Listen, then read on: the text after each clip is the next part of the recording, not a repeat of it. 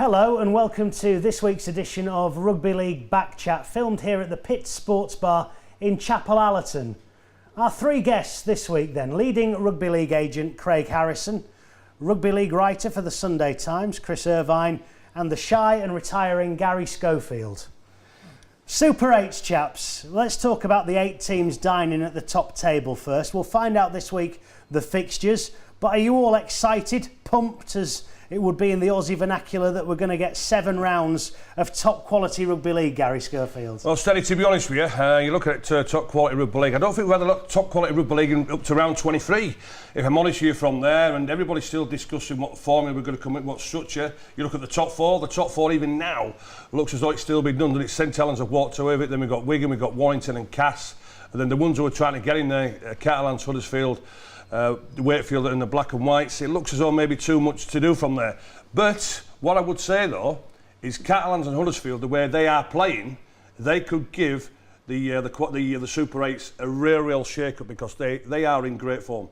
Can you see someone coming from outside the 4 then? Because many people are already saying it's between Saints are going to finish first, the other 3 can sort themselves out where they're going to finish. The only way that'll happen is if, and I say Cass, Warrington and Wigan, if their form goes, which I can't really see, to be honest with you, but Huddersfield and Catalans, they will give it a big shake-up. Hull FC at this moment in time, they're gone. They are absolutely gone. And what people were saying about Hull, when they got knocked out of the Challenge Cup, we're going to the grand final. Boy, oh boy, aren't they on a big, massive downhill slide when you look at their performances over the last few weeks. Wakefield, well, they're in there now at this moment in time, making up the numbers. So Huddersfield, Catalan to form what they are showing may give it a bit of a shake-up, but overall at this moment in time, the top 4, that's how it's going to finish. We'll have a word on every side in there throughout this first part, but just on the 7 games overall, Chris, are you sort of giddy, getting ready to get there, getting to see some of these quality games to take you through to Old Trafford or not? 3 words: every minute matters. Remember those? Well, we've got 2 months here that probably don't matter whatever before we get to the semi-finals. St Helens booked their semi-final spot in the penultimate round of games. They're 10 points ahead. It's way in the distance, and it's just probably the 3 behind them scrabbling over that other home semi-final. Below those, there's such a gap in even Huddersfield, who finished 5th. I think they're about 5 points behind. They're still a long way. So it would involve one of those clubs collapsing for that 4 to be disrupted. So my worry for the Super 8s, unlike the qualifiers, but with the Super 8s, it's going to be a potentially rather tedious 7 weeks ahead of us. I'm asking this question very positively, Craig. I'm going to keep going. I'm after a positive answer. Are you looking forward to the fiesta of rugby that's going to be these 7 games to see who gets us to the semi-finals in Old Trafford? Listen, I'm lucky. I go around looking. I think it's a chance for some of them. You mentioned some people to get an introduction into Super League. I think the 4 who are there will stay there, there's no doubt, because they'll pick the points up against the ones who are struggling for me. I think that I don't mind this time here, because like I said, I think you can introduce somebody like these young talents, give them a chance. We're on about development, give them a chance, build up for the 8s. I think it does diffuse the programme a bit, because I think it's obvious now that the 4 will definitely stay as the 4. I think about the players, I think a lot of them probably personally, the ones I speak to, if you're not involved in that 4, it is definitely hard to motivate yourself to get up for a game on the following week. People say about professional passion, but I do feel some of them will. But I hope that gives the chance for the kids to get a chance. We get to see some young talents. That's what the game's about for me anyway. So it is, and although I agree with the essence of what you're saying, it's a rum job, isn't it? If the elite part of the elite competition is about giving young kids a chance at the back end of a season, this should be about the best players at the best clubs knocking 7 bells out of each other and trying to get to grand finals, shouldn't it? They will do that eventually when it gets to 4s, but for me, like I said, I love to see a young Jack Walker, a Truman. I love to see people like that come along. That's what it's all about. I get a different perspective. If I see some good rugby, but I get to see some young talent come through and kids get a chance who normally wouldn't get a chance, then they can build up and keep the strong. Yeah, I think it's maybe needs looking at. I think that bit maybe needs looking at, but for me, as I say, I'll still turn up and go to some exciting games to see some talent. I'll tell you what though, Craig, the fact of the matter is, when you look at the merry-go-round, what's going on at Leeds, for instance, young talent will not get an opportunity. I can reassure you from that. I know they're representing what you have with the players, but that ain't going to happen, because even now with the Super 8s, they're still playing for money for the top position from there. So the merry-go-round, what's going on at Leeds, it's journeymen who are taking these young kids places. It ain't going to happen. They're not going to put the trust and the confidence of the young talent what we've got around, because of the league position from there, and also to a money value as well. In the bottom 8, you mean? No, in the Super 8s as well. Yeah. Wakefield, Hull, Huddersfield and Catalans, whichever league position it's a monetary value as well. So they won't give these kids a chance. They won't use these as trial games because there's money from there, and they won't give the kids an opportunity. Part of the problem as well is we know that bar Leeds, the rest of the Super League clubs don't want the Super 8s anyway. So within that group of 8, there's 8 clubs there who don't even want to be playing these Super 8s. Yeah. So that kind of, diminishes the next 2 months in that respect. And I agree, it's a fantastic showcase if young players can get there. But, as Richard said, it's right. This should be the pinnacle of the season, where it just feels a kind of flattening off, and you get those repeat fixtures, and it just feels just flat. The system, we argued on this programme many years kind of leading into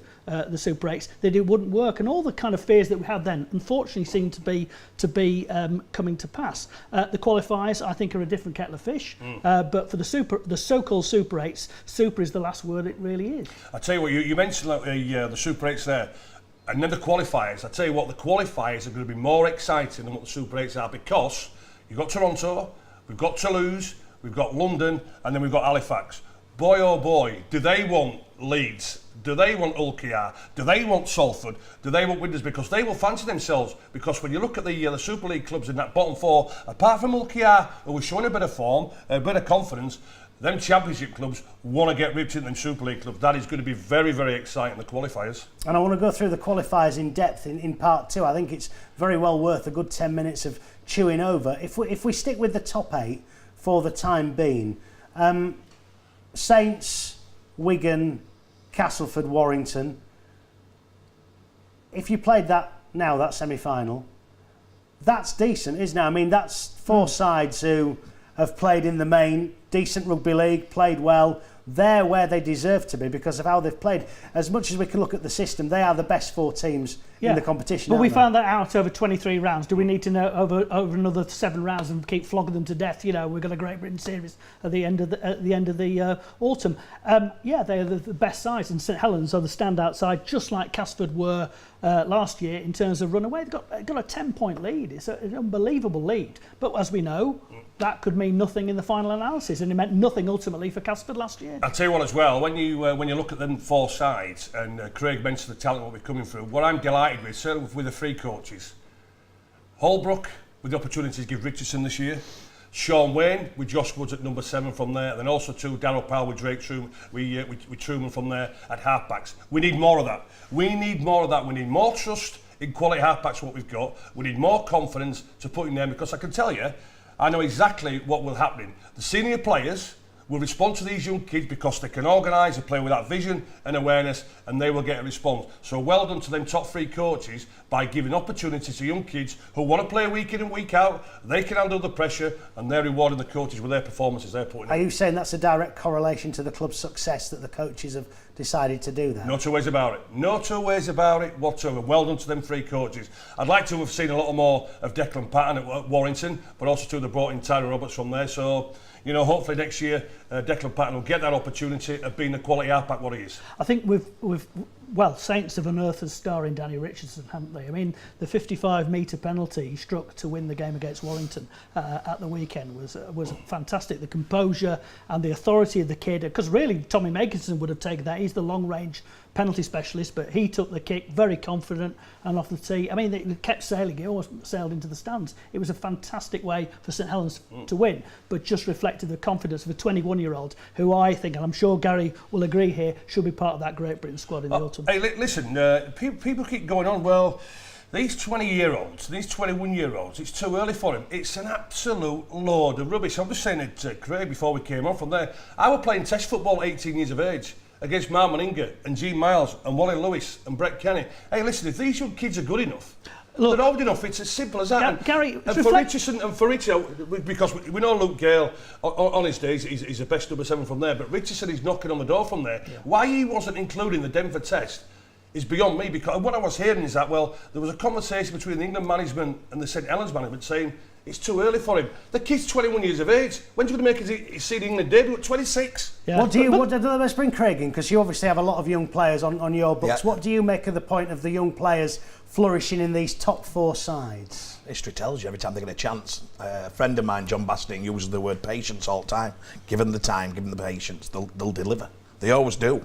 History tells you they always do. Just mentioned Jack Walker played in the grand final at 17 years old. Jake Truman and them can still play 19s, Cameron Smith, Mikolai. You're on about Richardson's, he's 2 years older than Truman and Walker. So what are they going to be like? He was nowhere near where they are now. So God help you, in 2 years' time, you'll see what'll happen. Can you spoil him? Can you spoil him? No, because a good coach like, let's say, Paulie Truman, he's got Gailey coming back. He's got a big call to make. I actually said to Truey the other day, hopefully he keeps his form, but Truey hopefully plays in a big game this year. There's a grand final, there's a semi-final coming. He deserves it with his performances. But there's going to be Benny Roberts coming back. He's got the choice on Ellis, and Gailey will start. Gailey can't wait to come back because he's buzzing to play with Truey. He's saying to me, I can make him even better. We can do things here. So exciting times. I just hope that the kid, they keep the patience. They've got to have a lot of ball, haven't they? You look at now, if you've got Truman and then you've got Roberts and you've got Ellis, the safe bet would be to play the others in the big game. But I don't think the safe bet is. I think Truey's earned the right to play in that game, as Jack Walker did last year on form. That last 5 games, Jack Walker were the best fullback in the comp, and he proved it in the grand final. Tell you what, you talk about the safe bet there. I'll tell you what the safe bet is. Truman plays with Luke Gale. It's as simple as that. You talk about with a big game. I saw him make his debut last year at Wigan. Absolutely run the show. Scored a hat-trick himself. It was just organising, playing with that vision and awareness. The senior players around him were responding very well, because the one thing for sure there, and I say knowing Darrell as I do a little bit, he's put his trust in Truman. Mark my words, Truman and Luke Gale, what a half-back partnership that is, by the way. And unfortunately, Roberts and Ellis still get dropped. Simple as that. But it's always shown in the history of rugby league. Give young kids a chance. Oh, absolutely. And that, look, we've just gone through a Football World Cup in which the star was a 19-year-old Frenchman, 19 years old. The big problem is usually it's by default. Sometimes these coaches claim that they've given them a chance. They haven't. As with Tompkins, that there's usually an injury or there's usually a lack of this, and they have to play him. I'd love to think that a coach plays them out of choice. Take Kevin Sinfield. He kind of was nurtured under the wing of Yestin Harris and came through there from the age of 17, but the greatest players to play the game in Super League. So what Craig is right about the Super 8s, there may be some further opportunities, and that is to be applauded. You see, also as well, again, and I've been an advocate for now for last 20 years. Stop bringing journeymen from Australia and New Zealand over. There's loads of talent out there. Unfortunately, the way the game has got this moment in time, there's loads of 19-year-olds who've got loads of talent who are being thrown on the scrap heap. So one of the answers is quite simple. Forget the journeymen from Australia and New Zealand and give our talent the opportunity. I want to talk about the other 4 teams just behind. I say just, some of them are a bit further back than that. From what you've all said, I kind of get the feeling that you think that there's 2 categories, Huddersfield and Catalan, who maybe, just maybe, could upset the apple cart, and Wakefield and Hull, who are playing the season. I don't want to put words in your mouth, but is that what you're all feeling? I don't think that about Wakefield, because I think Wakefield showed last year what a good Super 8 side they were. They nearly got into the top 4 and finished 5th. And Chris Chester was talking at the weekend about the importance of finishing 5th. Okay, it's only another 75,000. We say only for him. He's saying that's a new player for him. So I think Wakefield under Chris Chester will probably do quite well in these.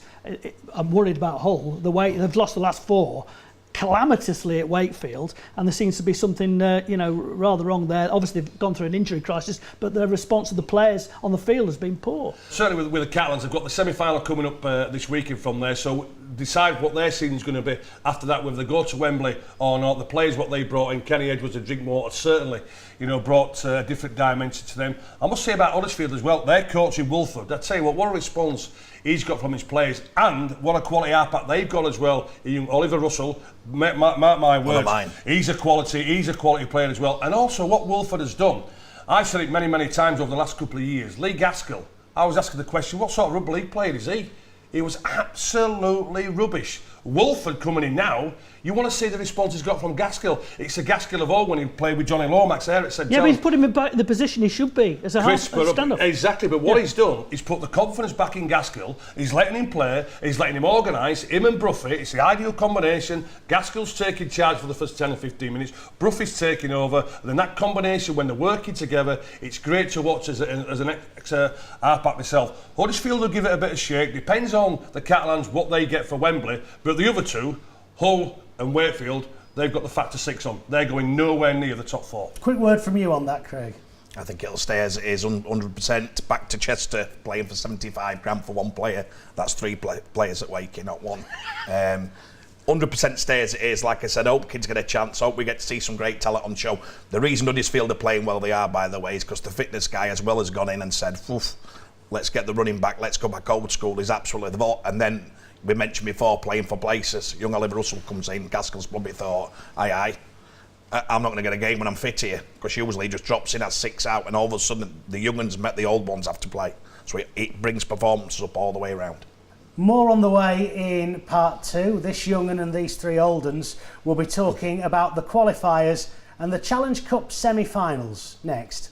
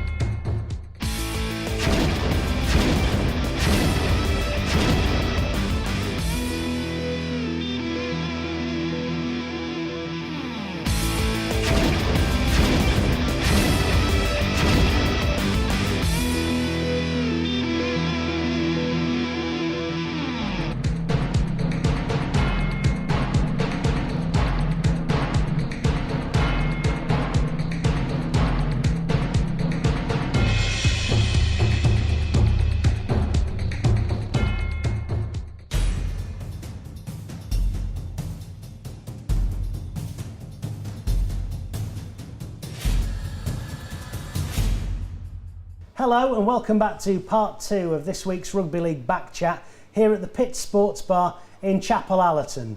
Super 8 still on the menu. I want to talk the qualifiers, and what better place to start than with the man who's been awarded the freedom of the Borough of Ealing. He's got his Broncos underpants on right now and a cheque in his pocket for £1,000 for Michael Channing, if social media is to be believed. London Broncos, Gary, are they the story of the qualifiers for you? Well, one thing for sure, he's not getting his £1,000 because we're all entitled to a opinion, aren't we? And when I Henderson left London from there, yeah, I'm delighted that Danny got the job, because he's served his apprenticeship very well, hasn't he? And I just felt as though London, maybe disorientated from there, and Danny may struggle a little bit, but boy oh boy have they been a quality side. And what they've got this year, well, they have maybe not got over the last few years, is consistency in the play from there. So well done to London. I know you give me plenty of stick, you London fans, but well done to London. And I'll tell you, they will give the qualifiers a shake-up. There's no two ways about it.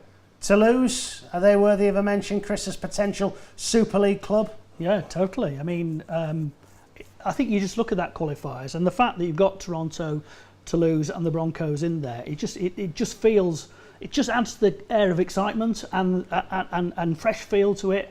And Toulouse, fair play to them. They've always had ambitions, haven't they, for a long time, to kind of get themselves into that top flight, and now they have an opportunity. And I think if you had a second French club adding to the mix in Super League, how exciting would that be? That's what we're talking about, is possibly, if there's an air for change, if there's a real, we want to embrace change and development and moving this sport forward, then surely the likes of Toronto and Toulouse and London Broncos are part of that, and they're going to feature for the next 7 weeks in, we've talked in the first part about the Super 8's being a bit flat. There's no danger of that in the qualifiers. Everything to play for. Every minute matters. What about Halifax, Craig? Well, Marshall's done a fantastic job on here.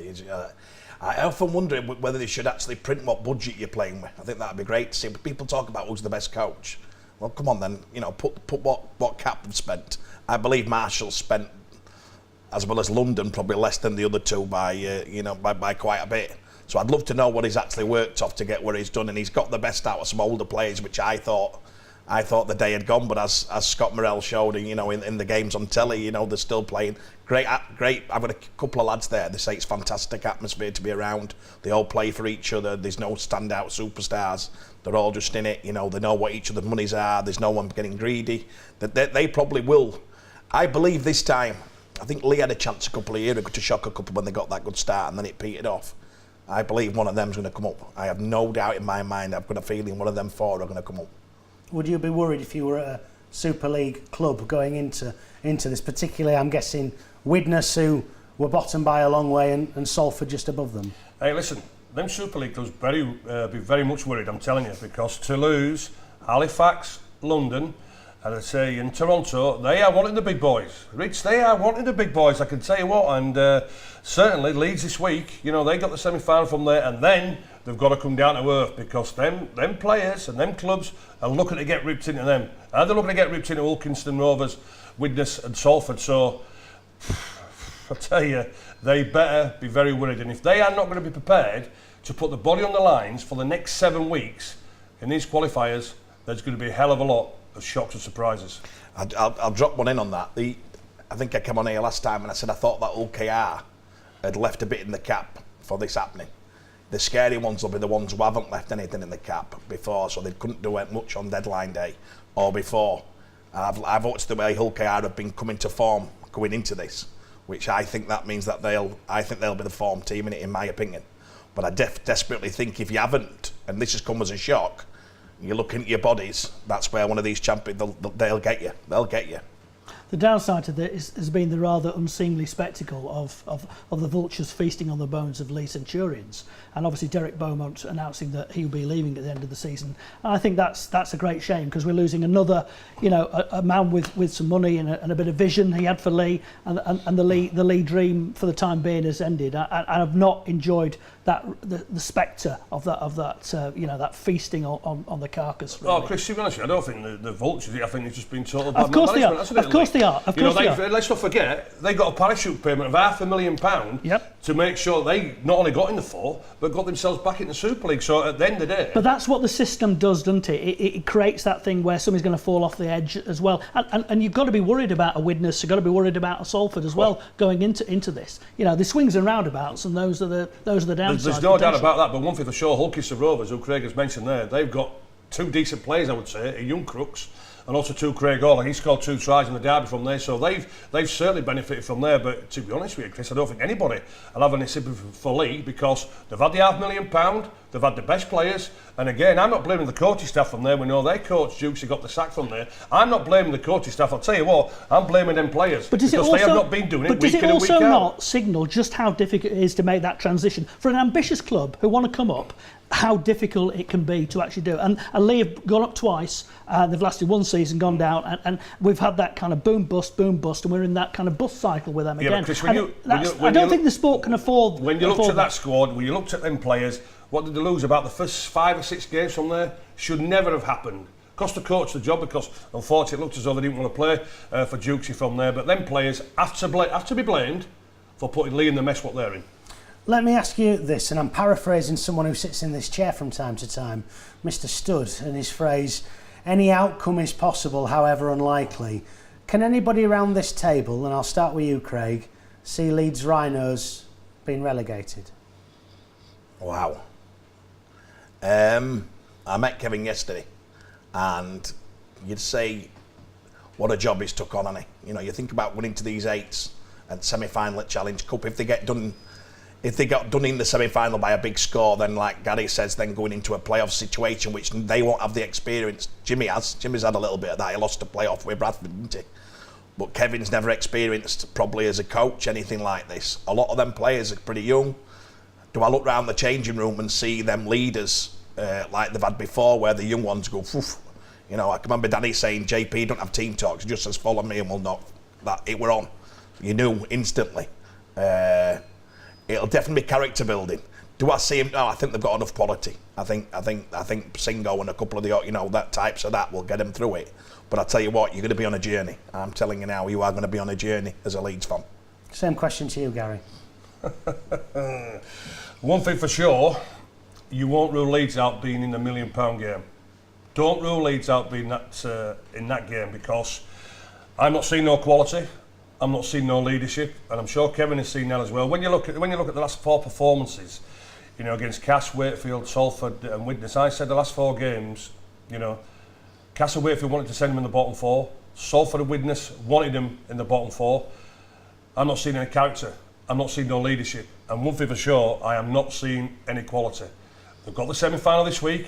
If Warrington literally hammer them for the semi-final, then the pressure is on. Don't rule out Leeds being in the £1 million game. I think at Leeds themselves that they are fully recognising the fact that they could go down, and they need to think that way. They need to get desperate. They need to fight. They need to struggle. They've got the advantage of 4 home games, and that will help them. But as we're seeing, you can be champions one year, and you could conceivably down. Could we survive Leeds? You know, arguably one of the, if not the biggest club in the game going down. I'm sure the game could, but it's an intriguing scenario, and that's the size of the task facing Sinfield and crew, and it's a fight. And one thing for sure as well is they've got 4 home games at Leeds. That crowd, they know now. They know they're under pressure.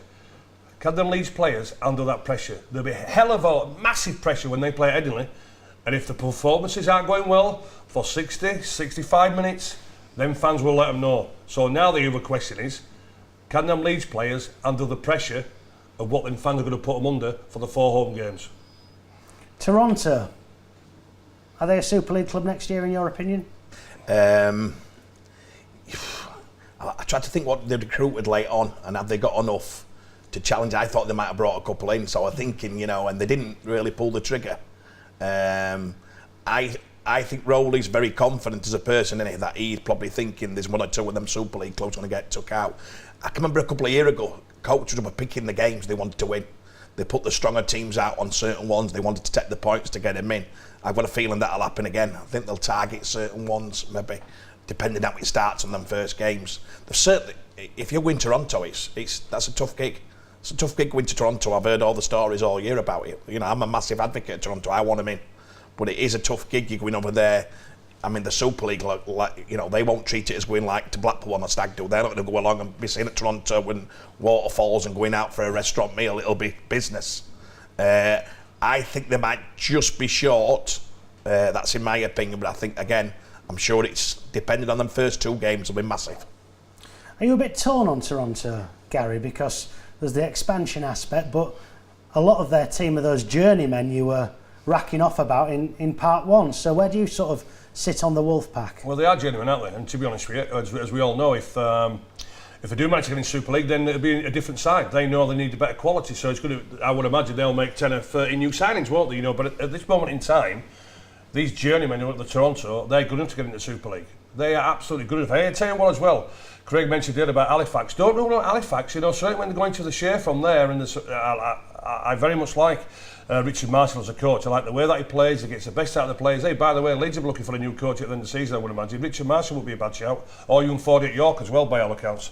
But these 4 sides in the Championship, the way that Leeds, Widnes and Salford and Ulster Rovers are playing, maybe take Ulster out of that, because they're playing this moment in time pretty decent rugby league. But then 4 sides in the Championship, I'll tell you what, they will never have a better opportunity of making that £1 million game or getting into Super League because of the way Widnes, Salford and Leeds are playing.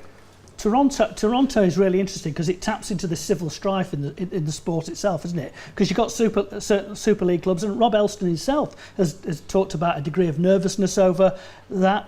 He's called for due diligence for the future for Toronto. He knows that it's dependent on the mining magnate David Argyle. Without that money, that maybe Toronto wouldn't be, where they are. But saying that, you can say that about Ken Davitt, Huddersfield, and many other clubs. But it does tap into that thing. I mean, the RFL are saying, look, if they're there in that top 3 or win the £1 million game, they're going up. But I'm not sure all the other Super League clubs going, oh great, oh Toronto are in.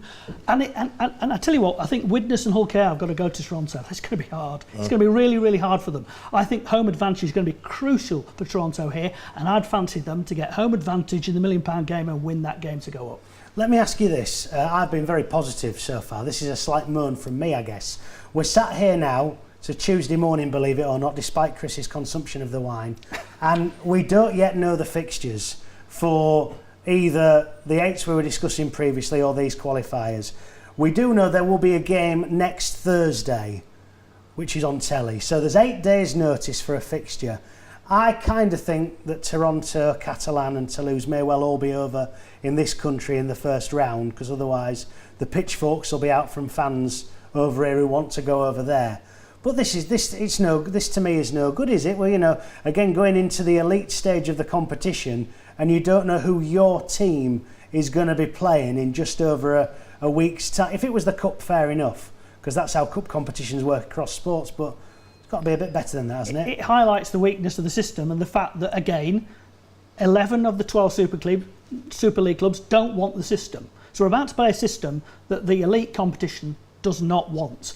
And further weakness is highlighted by 8 days before we'll only know the fixtures. That's crazy. That's absolutely crazy. We want to sell this game, we want to sell its stars, we want backsides on seats, but we just make it so hard for ourselves. And that's where the system doesn't work.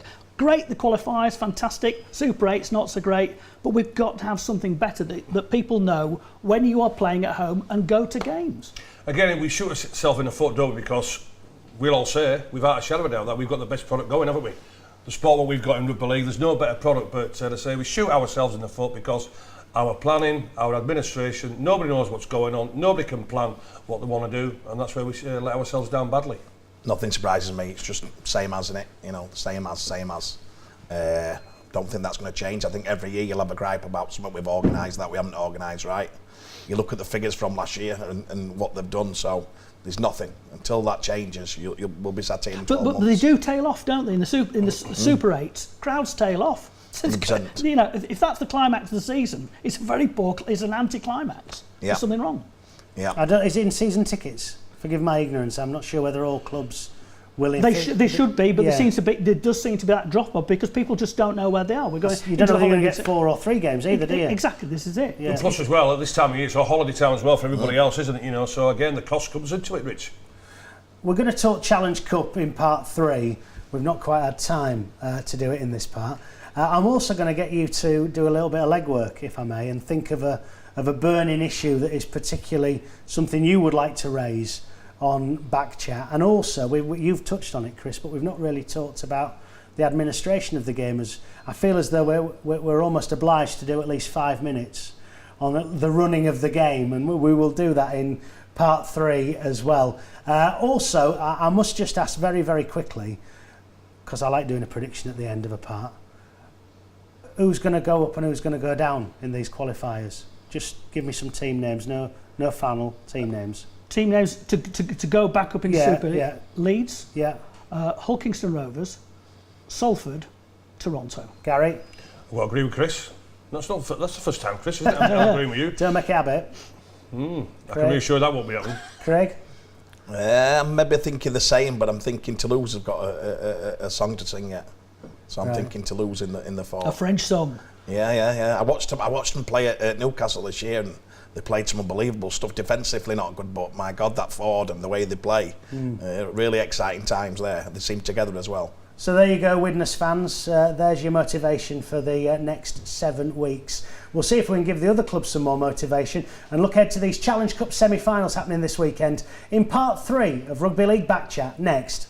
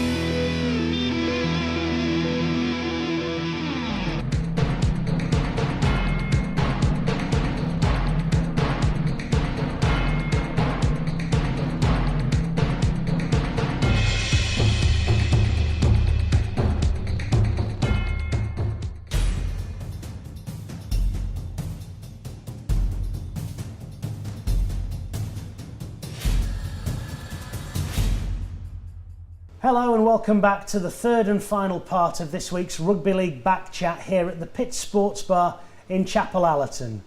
Challenge Cup semi-finals this weekend. Craig, you first. 4 teams I should say, 2 games, and on paper 2 hot favourites in St Helens, runaway leaders at the top of the Super League table, and Warrington, who have been very decent, against Leeds, who haven't. So that means it's going to be the Rhinos against the Dragons in the final, doesn't it? Wow. Saints are on the season of their lifetime, aren't they? It's a bit like you said, Cass last year, and you're hoping that they don't do all this and what happened to Cass last year. I fancy it'll be a real battle, and Gary's just talked about it there. I think the forwards are going to get stuck straight into each other. Whoever wins that battle will win the game. The platform will be set. Catalans are not scared of mixing the game up with tactics any way they want it. They'll go any way you want it. They usually bring it brutal and start doing the penalties. All gets a bit. So I think it'll be a feisty game, but whichever forward pack I think get on top. Leeds, simple for me. Leeds have got to stop the quick play of the ball at Warrington. If they get the quick play Warrington, good night Irene. No doubt about it. Daz Clark on the back of them forwards, Oliver. If Leeds don't slow that rook down and get their play, it'll be all over quick. So for me, a big challenge for Leeds will be defensively. Can they stop that roll on where Daz is making 200 metres a game on back of some big forwards? Before the season started, I said tell them to do the treble, but I'm just feeling as though Catalans are where they pack of forwards, you know, how mobile they are. I'll tell you what, they're the hardest pack of in Super League. You look at the half-back partnership there from with Drinkwater and the standoff, the combination they've got and the pace in the back line. Guizot's back to his best at full-back, and don't get me wrong, St Helens have got a big pack themselves and a good mobile puck, so I'm looking forward to that confrontation between them two. But I just feel as though the confidence what Catalans have got here, and if they could keep James Roby pretty quiet, not going on the front foot, making the easy yards round the ruck area. Do you know what? I'm going for Catalans to turn St Helens over at the weekend. I think it's going to be a classic Challenge Cup. We need it at the semi-final, so I'm going for Catalans to turn Saints over at the weekend. And the other fixture, well, it's quite simple. Can you rule Leeds out? No, you can't. You guess with the experience. But at this moment in time, fellas, they're lacking confidence. They've no leadership. They've no organisation. So there's only one winner there for mine. That's Warrington going to the Challenge Cup final. What say you, Chris? I think the Catalans game is really interesting. It reminds me of that semi-final at the Halliwell Jones in 2007 when they went to play Wigan. I tipped Catalans to beat Wigan that day. Yeah, Wigan were odds on, and Catalan, admittedly, got Stacey Jones, who had one of the gains of his life. They were brilliant that day. They got to the game, the first final back at the new Wembley. I bet the RFL are going, oh, I've got Catalans, that's going to be an easy sell, isn't it? So I think the RFL will find it quite hard work if Catalans win, with due respect to Catalans. But to be honest, it would just give a fantastic dimension. Again, if you know, going into the qualifiers with Toulouse, you know, happy days for French Rugby League if they do it. I think St Helens, though, they just have that quality about them that I think that will edge that game. I expect to see a St Helens Warrington Challenge Cup final. We've not seen one of those for a long time. No, it should be a good weekend. What do you, the double header as well? I know we talked about this, but I think it's a really good idea. It looks good now, doesn't it? Yeah, it's fair play to the RFL on that. I think it's a really good idea. It's going to have network BBC television through the afternoon, and I think it's a really good concept. And by the sound of it, Bolton has sold really well. So expect to see probably a full house there, which is fantastic. Yeah, I buy into it, me, for sure. But the only little gripe I've got about it though is, and I say I'm involved at Keighley now, and we've got to play. We're playing this weekend. You know, the Division 1 clubs. I don't know if the Championship clubs are playing this weekend as well. But it should have been a weekend where Rugby League was free, so everybody can go to this event. Because now, when you look up in Cumbria, you know, if they don't support their own sides in Whitehaven, Workington, and Barrow, they support Saints, they support Wigan, they support Warrington and Leeds. There's 3 of them sides who were playing on Sunday, and they would have loved to have watched the Challenge Cup semi-finals. They can't do that because we are playing at the weekend. So that's only my little gripe from there, where it should have been a weekend where everybody else is not playing, so they can all go to that great event. But holding it at Bolton's double-header, I buy into that, but it should have been a free weekend where everybody could go and watch it. We're going to finish off with each of you bringing a bit of any other business in a moment, but just a word on the administration again of the game. And I've sort of read it 2 or 3 times. I don't really understand it, but some suggestion that funding allocations may be done in the future. Let me get this right, Chris, you'll put me right, on not just crowd sizes, but social media presence. Am I Am I getting that right? That's what the info is coming from the meeting last week, is that funding could be dependent on partly on the size of your Twitter and your Facebook and Instagram, which to me it sounds crazy, because again it's putting too much emphasis on the impact of social media, but that seems to be the word coming out, which is potentially quite frightening, I would say, for clubs. If that's the criteria, it's pretty weak criteria from my point of view. Just seems. I mean, I think I follow every club in Championship 1 and Super League just because of what we do. I don't really see it as a way of judging. I can't get my head around it, Gary. It's all really. Well, to be honest with you, as one a lad who's from the Ballar area, to be honest with you, obviously I'm on Twitter from there, but overall, I don't really think why this should fit into the criteria. I don't. It should be from a point of view, yeah. See how your club is run from a professional point of view. Your sponsorship, what you got from the crowds from there. So I don't get this at all with the social media from there. No, I just don't buy into that. It's called framing the Facebook. Maybe that's the document they're going to. I think it's going that way. I think if you look at what Bradford are doing, you can watch Bradford games on Facebook, and they're looking for the impact that's going to have. I don't know how that gets the revenue into the clubs, and I don't know what Bradford get for doing that. I don't know if it's just free or they get advertisements on the back of it. Do I think social media is needed? 100%. Do I think clubs should do more? 100%. Some are useless. You know, some you get nothing of. You're trying to get. I sit and watch match day, and I have my radio on, and I've got everything going on to try and get as much action in my players as I can. And I look at some clubs, there's no Twitter feed, there's no thingy feed, so they're not even feeding the game live. There's no radio, so you think that can't happen. If it brings all that to the fore, and they actually got little ticks and said, you must get this, you must do this, fantastic. Most young people are social media savvy, other than turning up. We've got to change that perception. But do I think people should get more money because they've got more Twitter followers? That's the most ridiculous comment in ever heard in business or anything. It's ridiculous. You can buy 10,000 followers for a couple of quid. He knows. Let's do a bit of any other business. Anything that has particularly got your gut or flirted your boat? I'm sounding very Hull there, aren't I? I'm not. I'm from Scarborough. But this week or over the past few weeks in Rugby League, go on, Chris. You can go first. Slightly personal in terms of myself. The Times newspaper, who've worked for and covered rugby league and many other sports the last 26 years, has decided to end principally its coverage of the sport. It's not alone. The Daily Telegraph decided that many years ago, and so did the Daily Mail. And when I first went into a rugby league press box, I mean, Garry Schofield was playing. It's that long ago.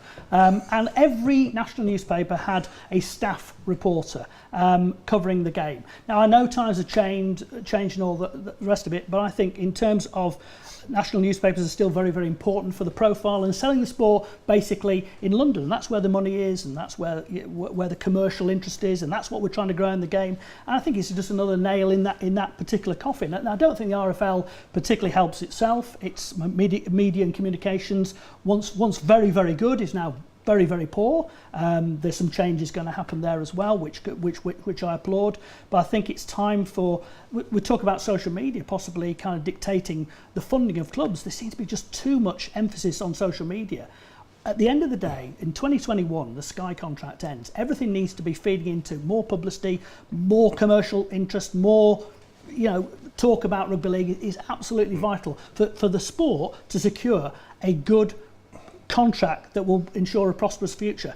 And we're 3 years away from that now, and I see no real building towards the end of that, towards that renewed contract. If Sky indeed are going to renew, and other players coming in, people talk about Facebook and talk about this, but where's the actual income? Sky put in £40 million into the game to Super League clubs and below it. It's a huge amount of money, and that's the lifeblood for many clubs. That's not easily replaced, and that's what we're going to work towards. And I think Ralph Rimmer is trying to work towards that, but we've got civil strife, we've got so much going on, and unfortunately, the wider national media is turning away from the sport. Can I just ask you, it feels a little bit cruel since it's so specific to you, but would the Times have done it if there was a want for it, or the Telegraph or the Mail.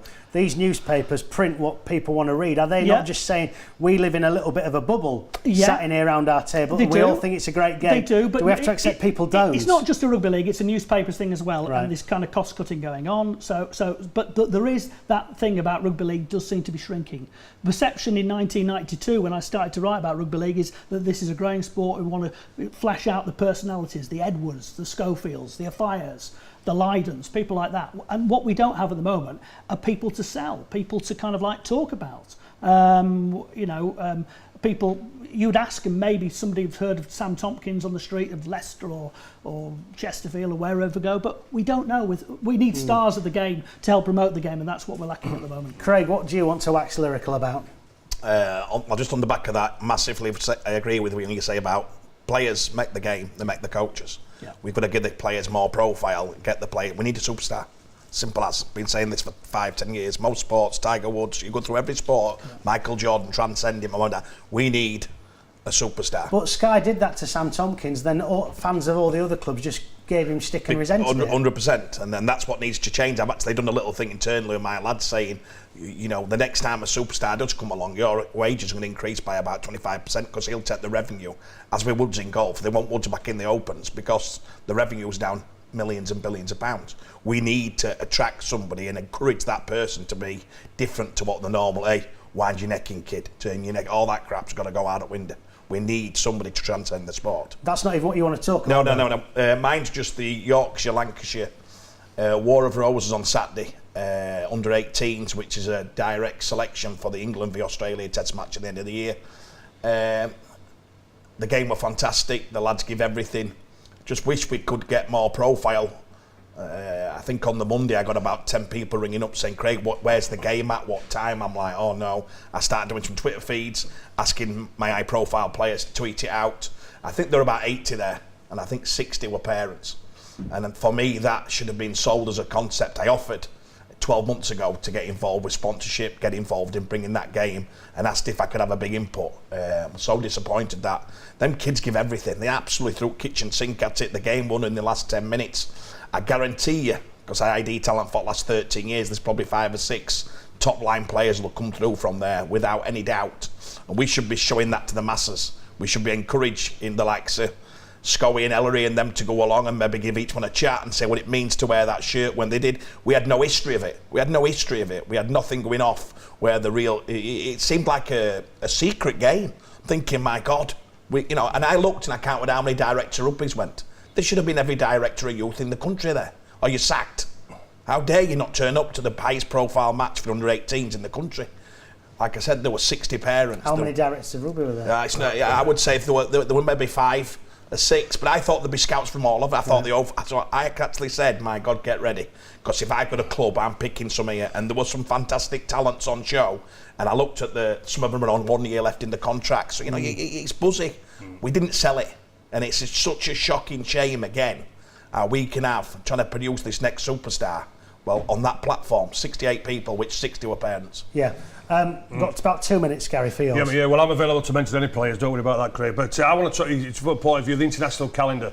The tours are coming back on. The British Lions are ready again to go to New Zealand next year. The Kangaroos are coming over in 2020 again. Chris is talking about no newspaper coverage. Well, at the end of the day, the pinnacle of anybody's career is playing international level. You look at all the other sports, what they have. And I thought it was absolutely ridiculous when the Great Britain brand got lost under Richard Lewis regime from there. The tours are back on. All the players want to be tourists. They want to be a British Lion. And I know the Australians have been against the international calendar. But I tell you what, fellas, if they don't want to be part of the international calendar, go tell them to get lost, because we can survive without them. There's no two ways about it. When you look at the emerging nations that are coming through, you look at Tonga, you look at Fiji, you look at Samoa, you look at Papua New Guinea from there. If Australia don't want to sell the greatest product of all, well, I tell you what, let them go away. But one thing for sure, when we do get that publicity, what we need, the product, what is out there, the Aussies will say, we want to be part of it.